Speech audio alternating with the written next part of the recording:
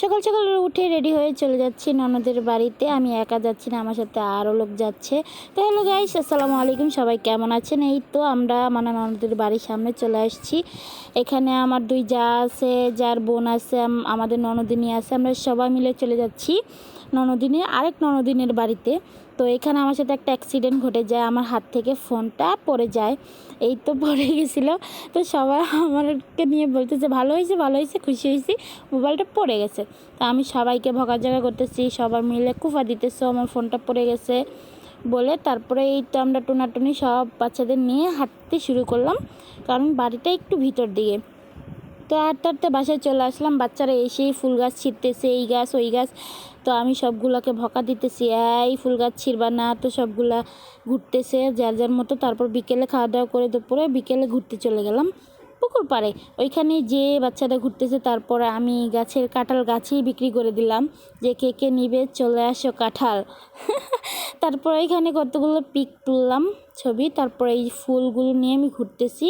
ফুল ঘোরার পর আমরা সবাই মিলে ছবি তুললাম। জায়গাটা আসলে অনেক অসাধারণ ছিল, যা বলার বাইরে।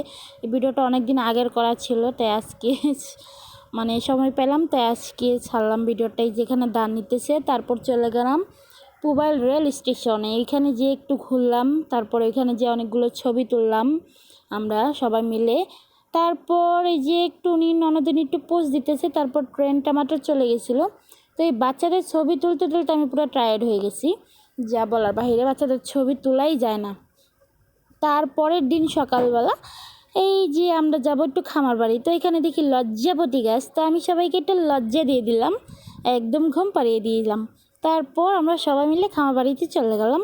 তো এখানে দেখতেই পারতেছেন কি বড় বড় গরু, যা বলার বাহিরে।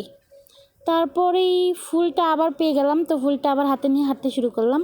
হাঁটতে হাঁটতে আবার গরুও দেখতেছি, কারণ গরুগুলো অনেক বড় বড়, বা আমার থেকে অনেক বড় বড় গরুগুলো। এক সাইডে ছোট গরু, এক সাইডে বড় গরু।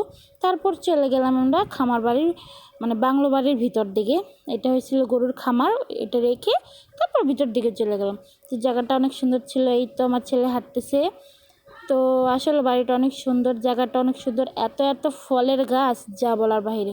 খাবার মানুষ নেই, সব নিচে পড়ে আছে। আমরা যেয়ে দেখি পাখি খেয়ে নিচে ফালায় রাখছে। তারপর আমরা ঘুরলাম, ওই যে বাচ্চারা ওই পাশে খেলার জায়গা আছে, ওইখানে খেলতেছে। তো অনেক মজা করলাম ওইখানে, মজা টজা করে দেন ছবি টবি তুললাম। তুলে পুকুর পাড়ে আসলাম। এখানে একটা পুকুর পাড়ে আছে, তো এখানে পুকুর পাড়ে আইসা ভিডিও টিডিও করলাম, ছবি তুললাম। তুলে দেন আমরা বাড়ির দিকে আবার রওনা দিলাম।